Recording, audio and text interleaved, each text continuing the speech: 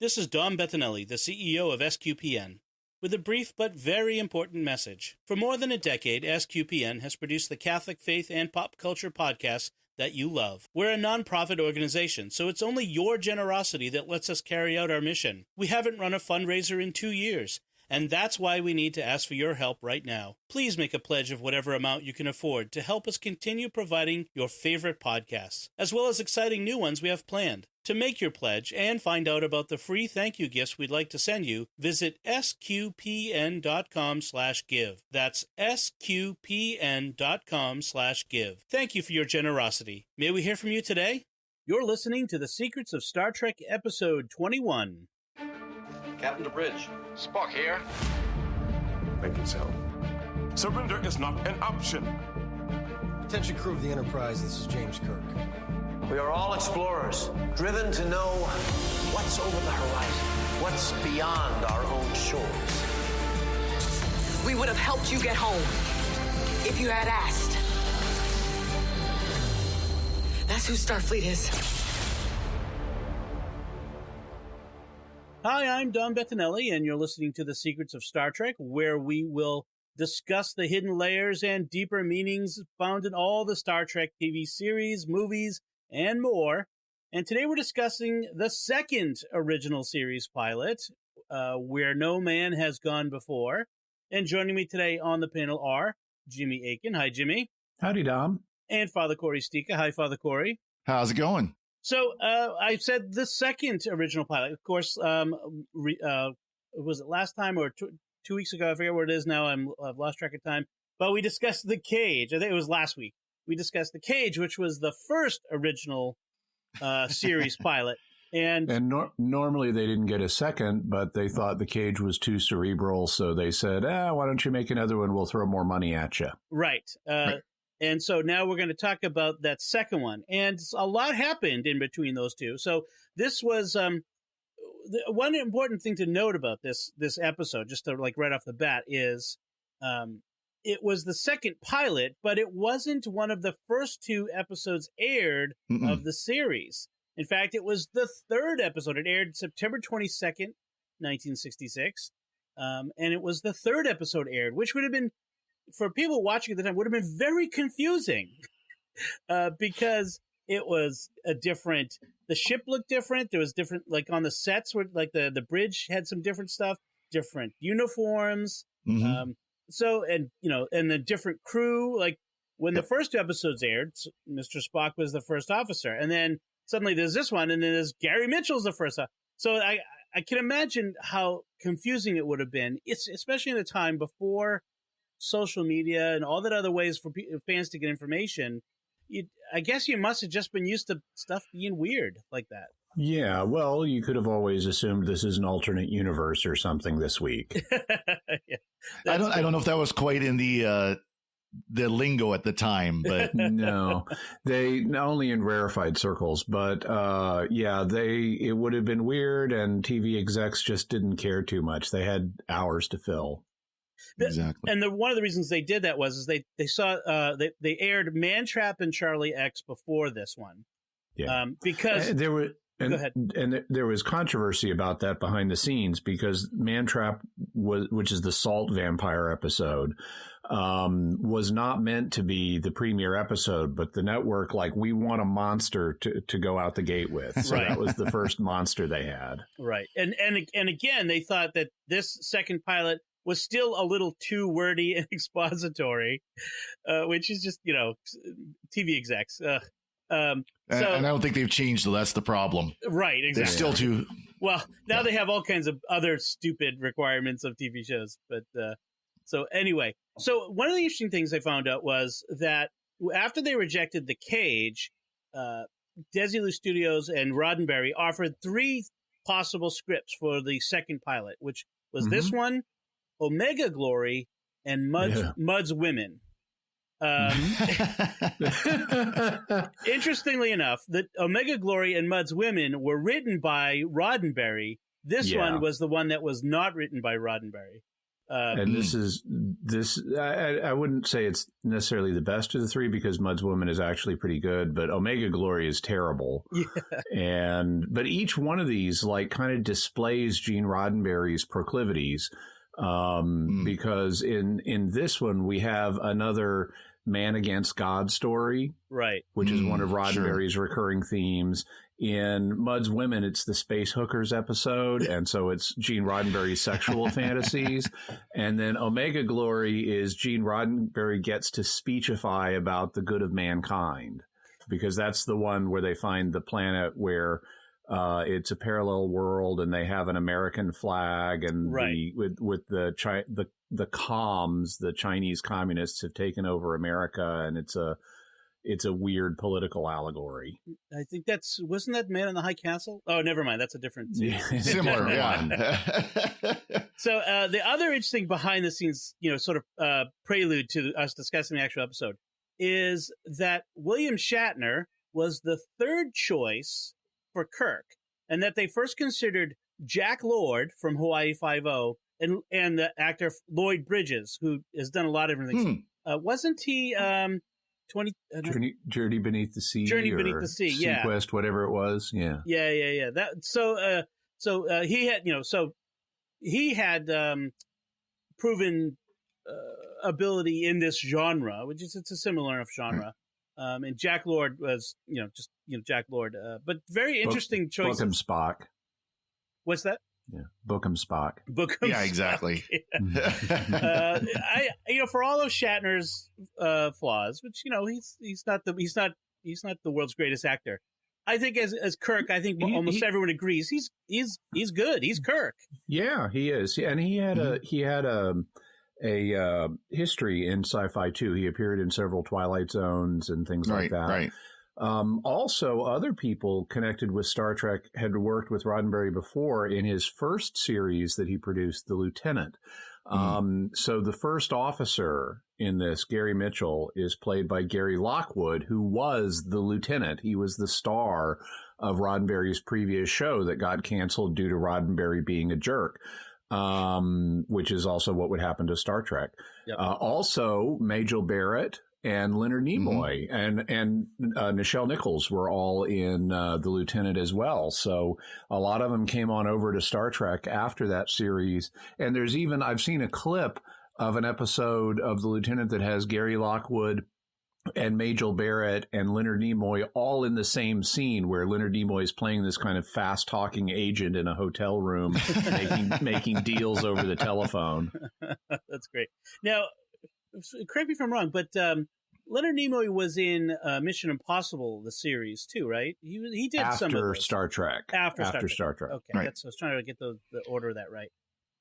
So speaking of the cast, a couple of cast members that will be in the final cast are not here yet. No Nichelle Nichols yet. Uhura. No DeForest Kelly. And no DeForest Kelly. There's Dr. Piper, another older guy. And I was going to comment on that. The doctor, he must have had something where he wanted an older doctor, because both pilots, it had an older doctor. And I don't know if he picked DeForest Kelly because he looked older than he is, or what. But in fact, DeForest Kelly was his first choice, like from the first pilot, and had been overruled twice. And so they ended up getting these two other guys. And finally, they gave in and they said, okay, you can have DeForest Kelly. And, it turns out he was right. A breakout character. Yeah, exactly. So it was interesting too. Sulu was a section chief. He wasn't the helmsman. He was an astrophysicist. What a demotion. I know. What did he do to get that? I'm busting you back to KP. I mean, something must have happened. Exactly. Well, it's funny in a lot of the extra material, like the books and the other things like that, because they want to reconcile all the problems in the various things. Yeah, and that's talked your about area, Dom. That is my area, yes. But they've talked about they've reconciled Sulu's career as he was a scientist originally, and ended up deciding he wanted to get into the command track, and had to take that sort of a semi-demotion, or at best a lateral move into the command department, and that meant he had to be a helmsman. Hey, it worked for him. He ended up becoming captain of the Excelsior. So Exactly. that seemed to be a good career move. Got to get that red shirt on if you want to, or gold shirt on if you want to. Exactly. Want to rise. Speaking of red shirts, there was no red shirts. There are no red shirts yet. Yes, we have blue shirts and we have gold shirts and some kind of beige shirt, which is not all that different. Or it could be just the fabric. It's supposed to be gold, but looked beige. I'm glad they went for red eventually. So, and that's actually a good point. We're still not in the final uniforms yet. We still get this sweater type of uniform shirt. Velour looking stuff. Yeah, not quite as heavy as in the Cage, but we're getting there, and they're still working out the uniforms. It is interesting though that there is so much that's recognizable for the rest of the series. But yet there are things like the uniforms and some of the sets, like you notice there, the hallway in the original pilot, had kind of more of a V-shaped ceiling. Right. And you see one place where one of those ceilings or those arches show up. Yeah. In this pilot. They've also redone the bridge a little bit, whereas before it seemed like almost everybody had a Luxo lamp monitor sitting on their station. Now only Kirk does, coming out of the command chair. Yep, and then that'll go away soon. The other thing I noticed about the sets is they had color schemes. Like they had much more color in this pilot than they will eventually have in the production, which is interesting that they get rid of the color, which I wonder if that has to do more with the transition in technology at the time from black and white to color TV.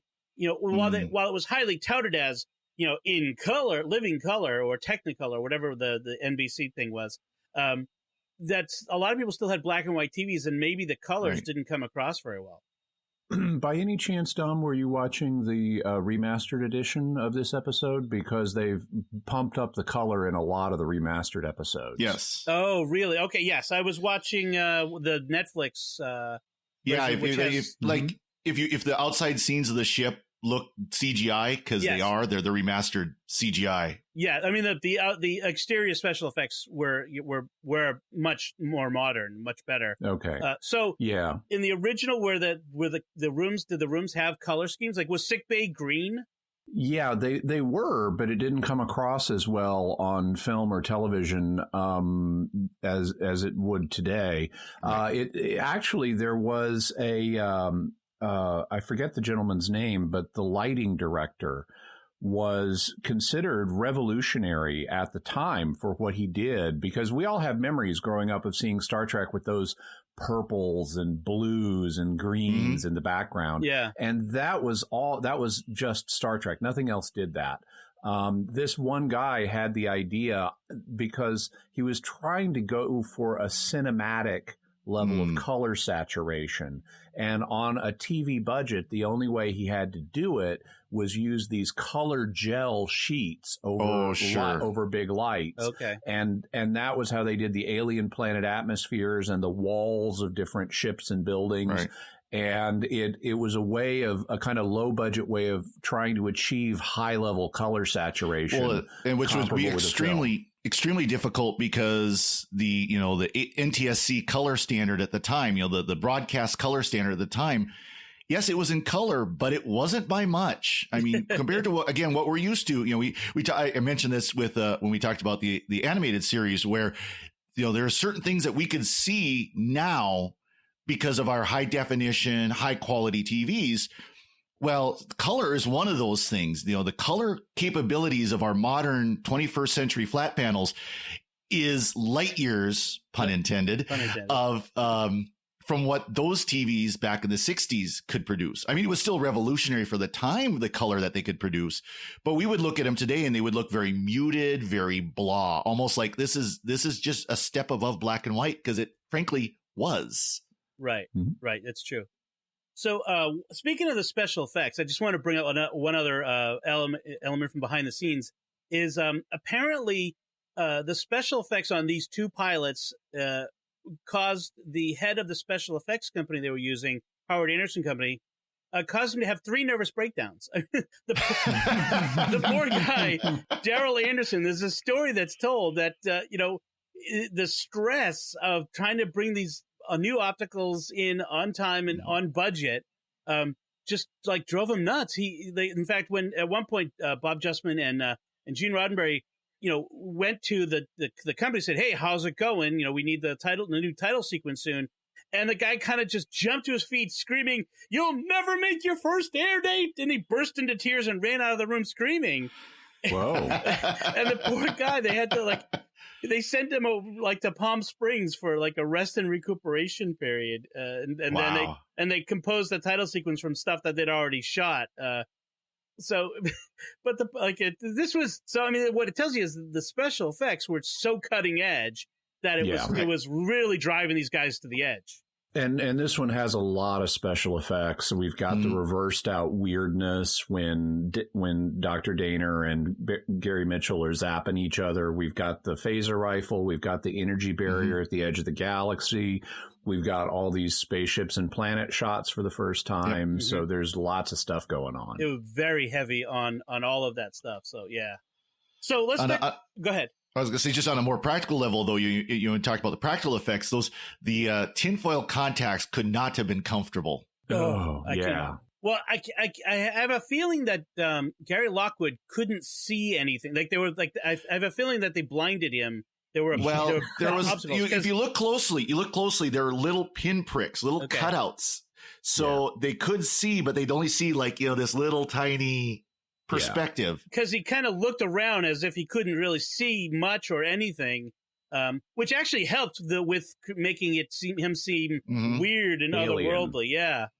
So for people who don't know what we're talking about, and when the ship starts to leave the galaxy, they go through an energy barrier that causes people with psychic powers to develop godlike psychic powers, and also makes their eyes silver.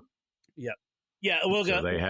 We could talk about the premise, which is that the Enterprise is heading toward the edge of the galaxy, and there's apparently some kind of galactic barrier, which never it comes up again. I think in original series it does, and then I think it comes up in Next Gen, but gets explained away as a local phenomenon as opposed to something that surrounds the entire galaxy, because there is no actual barrier at the edge of our galaxy.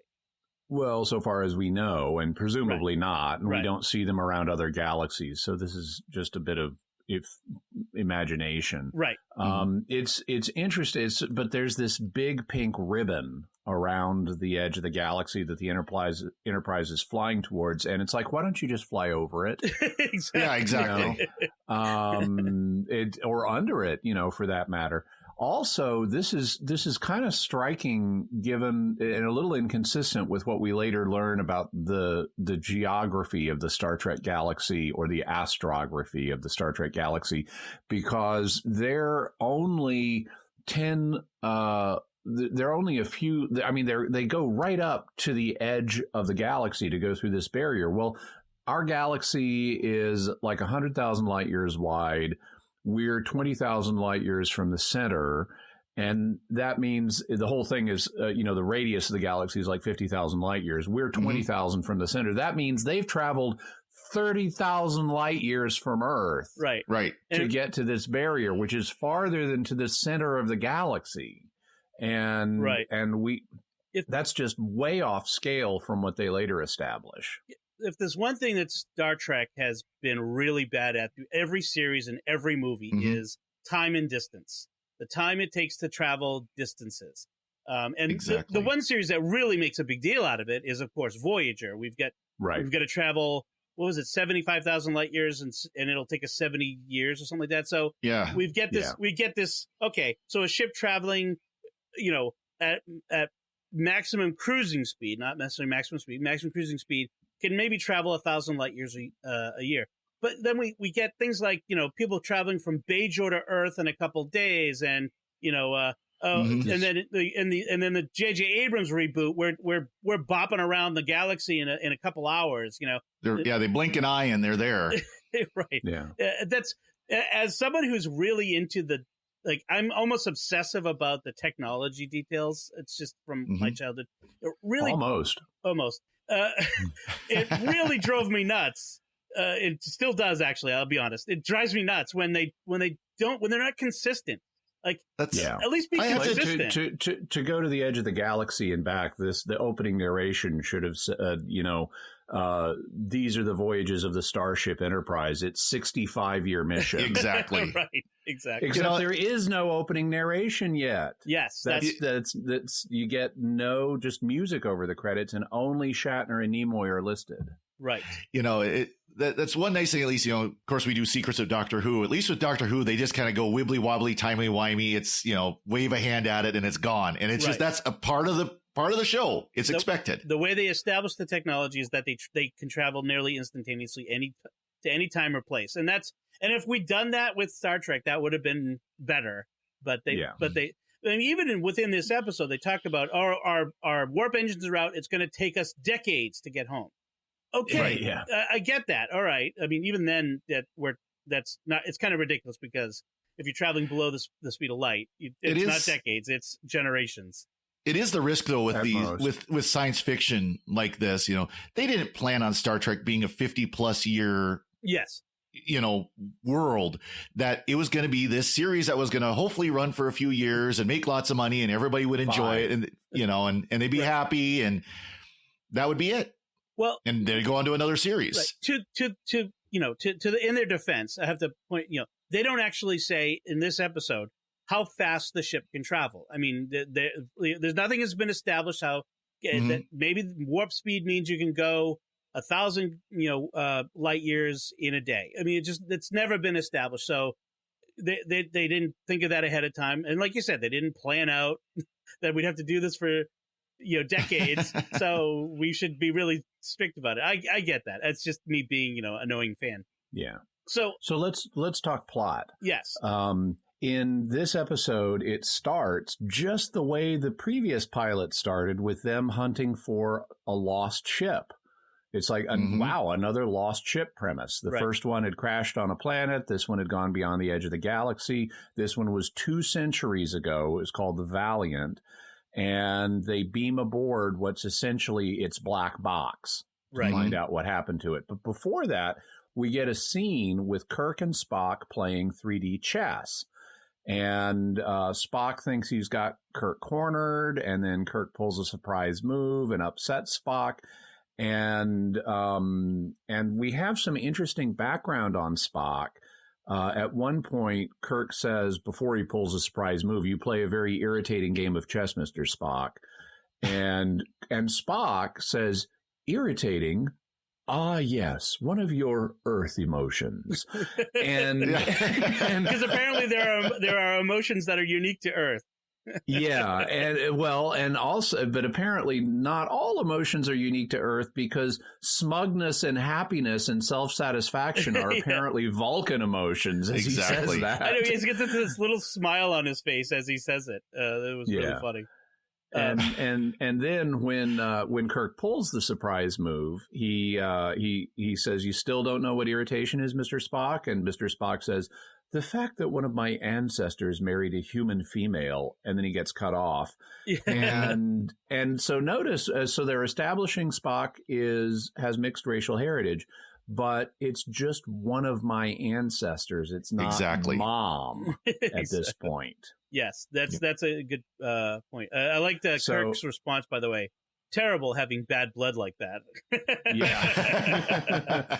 So apparently either they hadn't decided on it being Spock's mother yet, although they will very quickly in the next couple of episodes. Yep. Or honor your father and mother is not one of the 10 commandments on Vulcan, because he would be totally dissing his mom as just one of my ancestors.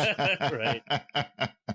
So, and as was established, Spock is not the first officer at this point. In fact, science officer, yeah. Yes, he's science officer, and Gary Mitchell, who is apparently navigator, is the first officer, and he's a friend of Kirk's going way back, and he's sort of very much like Will Riker will be in Next Gen. He's sort of a bit of a ladies' man, a funny guy, friendly jokes, that sort of thing. Yeah. He also like as part of the ladies' man kind of thing. At one point, after they introduced the Dr. Daner character, he's like walking freezer unit. Yeah, that was uncomfortable. That's sort of uncomfortable to me to see that today. It's a different times have changed a lot. And they're on the bridge. I get it. Like another one of my pet peeves is the tendency in all science fiction TV shows and movies for people in the scene to state obvious things. Put the screen on, the captain says. Screen on, sir. Like, okay, I can see that. Get Spock barking orders again. Yeah, exactly. Yeah. I can see that the screen is on. Thanks for pointing that out. Yeah. So they call all the department heads to the bridge as in preparation for this crossing the barrier, and then there's this discussion about ESP and extrasensory perception as a serious science. Yeah, we should mention that this is the point at which Dr. Mark Piper, the head of life sciences, introduces Dr. Elizabeth Daner, who he says her specialty is psychiatry, and she's here because she's doing a study on crew reactions in emergencies. Right. And so she's not like regularly assigned to the ship. She's here for that particular purpose. And so I guess they're already anticipating trouble, that this is going to be an emergency with leaving the galaxy. But Spock starts processing the tapes from the black box from the Valiant and discovers that the captain of the Valiant, after they crossed the barrier, was having like frantic Google searches for ESP in human beings.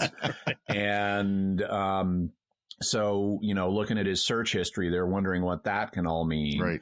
And as they go through the barrier, we see Daner and Mitchell both get zapped in a special way that other people aren't. And it later emerges that Dr. Daner has an ESP rating they don't say this on screen. They don't say it out loud, but we see it in her like Pica typewriter type records on the screen. That someone took a picture of and put in the database. Yep. Yeah. She's got an ESP rating of 89, which is apparently high. And Mitchell has an ESP rating 2 points higher at 91. Yeah. And that's why they're able to that's why they get zapped in a special way. You're right, Dom. They explain that this is that ESP, although Kirk doesn't seem to be overly familiar with it. I mean, he knows about it, but it's treated as a serious science. And in this episode, in humans, later Vulcan mind melds will become a thing. Right. And they kind of hint at something. There would be something more in the future, because he says basically, or Spock says something. It's like, well, there's ESP that you don't know about, or something to that extent, So they hint that there could be more in the future. Yeah, in this episode, Daner explains it by saying it is a fact that some people can sense future happenings, read the backs of playing cards, and so on, but the Esper capacity is always quite limited until you cross the barrier at the edge of the galaxy. In view of the fact, though, that they're later going to establish Spock has much more dramatic ESP powers with the Vulcan mind meld, it's like he should have been a number one zap guy going through that barrier, and he's not. So it's kind of a plot hole. Why doesn't this affect Spock the way it does Mitchell and Daner? I mean, I suppose you could say Vulcans probably because their telepathy is as such a part of who they are that they've developed ways to protect themselves from telepathic or extrasensory shock or something along those lines, I suppose. Maybe, or it may just be the fact that Spock's earpiece has a wire connecting it to the console in this episode that keeps him grounded. Yes, he apparently reads through his ears, which is interesting.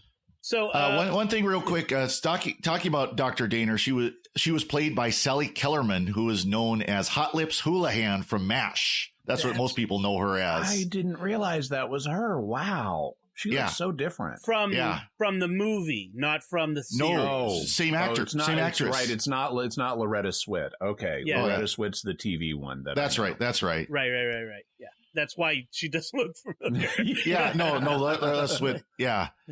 So, so I was kind of want to move through the plot is fairly straightforward, but there are some points we'll want to bring out. Kind of interesting. So once they go through, Mitchell, 9 people die straight out. Mitchell and Dana are affected, and Mitchell begins to exhibit some effects, most notably physically. His eyes start glowing. They turn silver essentially. Yep. In one of the fade outs to commercial, they have this where it's on his eyes, and the last thing to fade out is his glowing eyes, which I just thought was a nice effect. That was kind of nice. He also develops the ability to read preternaturally fast and to telekinetically move coffee cups. And he knows when people are coming in and out of the room before they arrive, and then starts to be able to read minds. At one point, he's trying to hit on Dr. Dana again. Daner, sorry, that's my Boston accent coming out. Dr. Daner again, and he recites to her the Nightingale poem. Which from Tarbold, which turns out was actually written by Gene Roddenberry about not a woman, about his World War II airplane. Well, okay. But he has Mitchell call it one of the most passionate of all love sonnets of all time, which I just think it's either Sam Peoples putting a dig in on Roddenberry or Roddenberry digging on himself a little bit there. But I just thought it was funny. So as we progress, everyone gets concerned about the changes in Mitchell. He's becoming a little bit, megalomaniacal and a little bit concerning. And Dr. Kellerman is his advocate. And in fact, I feel like she's overly familiar and overly emotional about Mitchell, and then also exhibits some sort of Nietzschean eugenics attitudes about improving the species. Very uncomfortable with Dr. Daner in this episode here. Now, to be fair, that could be the effect of the ESP boost as it's showing up in her. That's true. Yeah, there's also other things that, like, there's a moment where Kirk is talking to Mitchell, and Mitchell gets annoyed, and all of a sudden his voice starts to echo. Yes. And Kirk doesn't immediately order tests to find out what's going on with this echo voice. That's quite a tricky kind of ignores there, Gary. Yeah. Are you a ventriloquist of some sort? How do you do that? And whereas, in contrast to Daner, Spock is very cold toward Mitchell. In fact, he's like, kill this guy now. Basically. Exactly. This guy's now a threat. Let's get rid of him. Kill him. Take him to the nearest airlock, eject him. We're done with him. Goodbye. Do not serve on an all Vulcan starship. That's all I'm saying. Just don't do it. So, one of the things that interests me, one of the questions that I have is why does Mitchell turn on his friends? Is it a part of his nature coming out, or does this ESP created in him? What is that turning? Yeah, and I'm not saying this is psychologically plausible, but it's basically what they're doing is the power corrupts and absolute power corrupts absolutely theme. So now that Gary Mitchell has absolute power, he's become absolutely corrupted. And they imply the same thing will happen to Dr. Daner in time. She's just farther behind on the curve than Mitchell is. And so she needs to take him down while she still has self-possession. Right. Yeah. So it's the idea that power, as someone gets more and more power, they become less compassionate and less. Yeah. Okay. I mean that, which may or like you said, may or may not actually be true, but has been borne out in some episodes of history. Yeah, and in human terms, certainly the more power people are raised with, they can come across as above everybody else and less concerned. That's true. But from a Christian perspective, we'd say actually ultimate power in the true sense is also ultimate love, because God is love. Right. And of course that comes up, whereas Gary Mitchell starts to think of himself as a god, right down to the point where says it out loud. Yes, although he ends up offering an apple to Dr. Daner, which is an interesting. Ooh, I saw what they did there. Is he a god or is he the devil? He offers sort of the temptation comes, and in fact, it was very interesting that The Cage had an Adam and an Eve, and this episode has an Adam and an Eve. That theme has repeated in both of these pilots. Again, another echo of something that seems to be that Gene Roddenberry is going back to in this. So they've put Mitchell on this mining planet, this mining station. They're going to strand him there at this place ships only come every 20 years to get dilithium or whatever. That's going to be one heck of a business plan for that mining company. Yeah. I don't know. Yeah. That's some long-term planning anyway. But interesting. And then a couple things that come up. Mitchell says, morals are from men, not gods. Very interesting statement there. Obviously not said in a positive sense, that we're supposed to say that's a good thing. Yeah, and that's Nietzschean, the idea that the Uberman, the Superman, has superior morality and is not bound by conventional morals that are made by the lower class, the slave mentality to rein in the will of the Superman. I'm not going to say that Roddenberry is making a Nazi analogy here, or the Nazi, because that would be too simplistic. But from a standpoint of America of that time, as having all the people making, all the men at least making this series are old enough that they probably served in World War II. That there was probably an undercurrent, even just a subconscious reaction against Nietzschean thinking, the sort of thing that the Nazis epitomized. Yeah. Now, we should point out, Nietzsche was kind of appropriated by the Nazis after his death.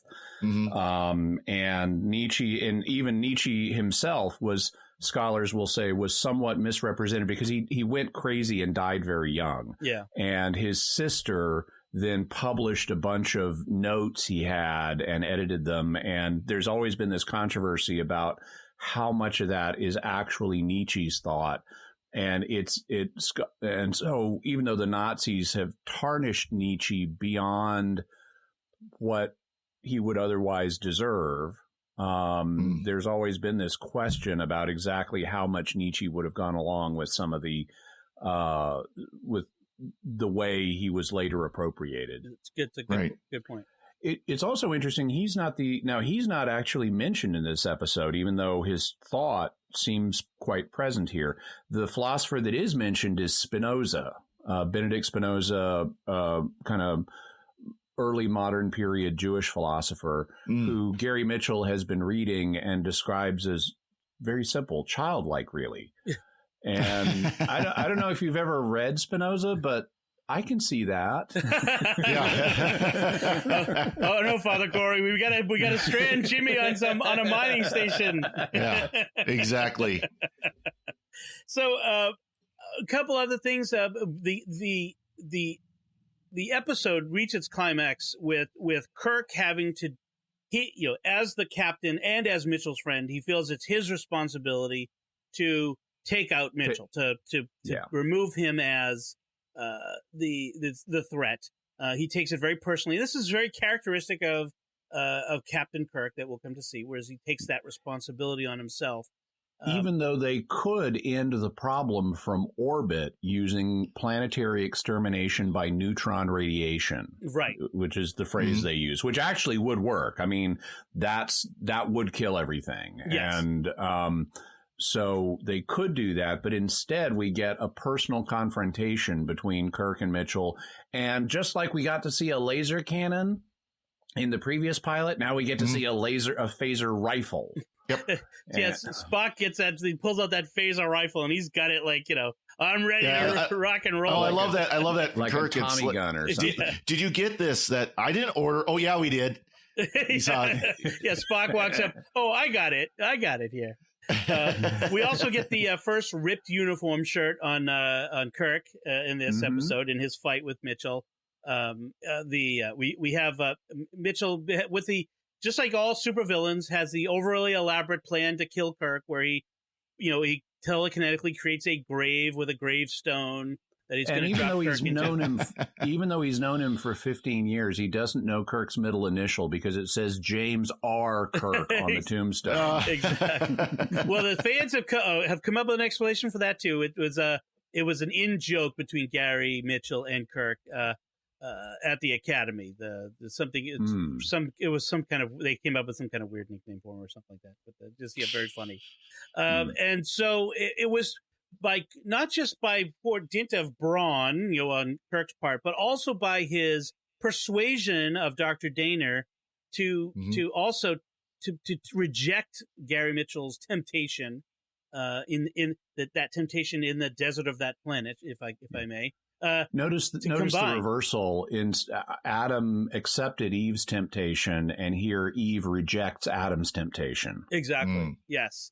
And it's by their combination that they drop Gary into Kirk's grave and drop the giant rock on him that apparently squishes him, that he's not able to stop from falling on him. Telekinetically squished like a bug. So and then we wrap up the episode like that. I mean, that's pretty much quickly. I'm trying to remember if there was anything significant. I didn't write a note about anything post that. Even though this episode explores Roddenberry's obsession, which writers on the show talked about later, obsession with taking down God. We do have an interesting line in here at one point that indicates that Gary Mitchell is, not really God, and which of course is obvious, but that Kirk says at one point, above all, a God needs compassion. And so there is a recognition on the part of the script that that true divinity is something that's going to involve compassion, or that at least needs to, and that what Gary Mitchell has is just a counterfeit. Right. The episode does end on the bridge. It's actually a visual that will become a sort of a hallmark of the series, where the captain is back in his chair giving a captain's log, and he notes that Dr. Daner and Gary Mitchell are both lost on the performance of duty. So because Daner dies for no real reason except on the plot level. She's like expended herself too much in taking Mitchell down, so she dies just as she's giving birth to Luke and Leia or whatever. No. Oh, sorry, wrong one. And then exactly. So Kirk, wants to emphasize that they didn't ask for what happened to them, that sort of thing.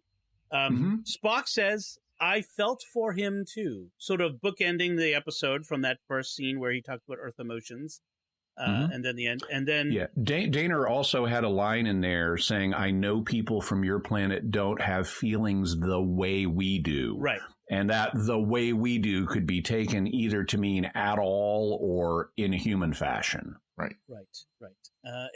There's an interesting sort of. Some may call it an anti-Vulcan attitude in Kirk, where Spock is only good if he starts to display human emotions. That people have noted that throughout the original series was Kirk, and especially McCoy, the Vulcan desire not to show emotion is a flaw from their human point of view, as opposed to just granting them that this is the way they want to be. Well, it does, and it's understandable, even though you could look at that and say, ooh, that's culturalist or speciesist or something. It's also when Spock becomes most relatable to the audience. Right. And I think that's the balance of it, especially because Spock is half human. I mean, here he's some percentage human. We don't know yet, but eventually we realize he's half human, and that's a balance that the character ends up seeking in himself, which we will discuss a little more in detail, I think, next week when we discuss Star Trek The Motion Picture. Would be an interesting element. Yes. And then that's it. That's how the episode ends, and we move on to the rest of the series history as we know it. I have just one final comment on this is the second pilot, because they thought the first pilot was too cerebral. Yeah. But the first pilot was basically you go on a planet and aliens offer you a fantasy life. Right. And that's cerebral compared to all this man-God compassion stuff. This is way more cerebral. But there's more fighting in this one. Yeah, exactly. Kirk, cracks Gary Mitchell one in the face. Yes, that's the. I mean, who can account for TV execs? Yeah. So, is there any other notes you have, Father Corey, on this episode?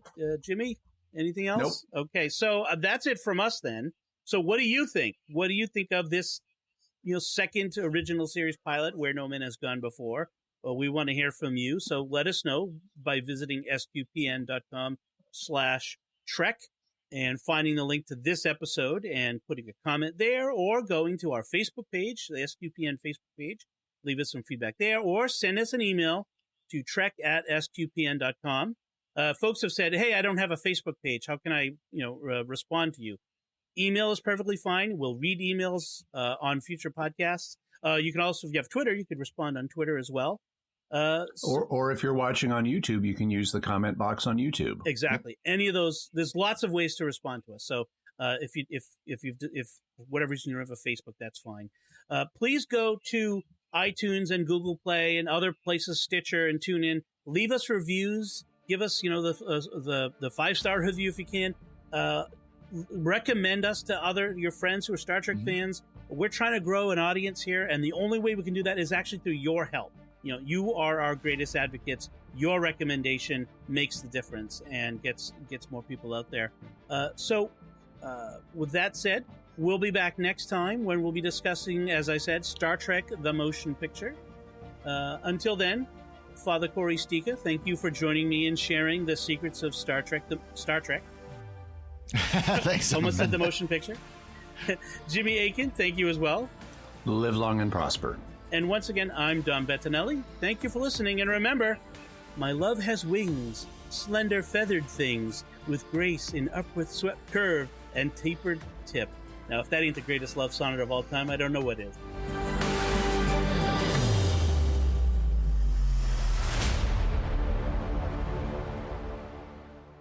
This is Dom Bettinelli again. We hope you've enjoyed this podcast and that you'll help us keep producing the podcast you love. Thank you for your generosity. To make your pledge and find out about the free thank you gifts we'd like to send you, visit sqpn.com/give. That's sqpn.com/give.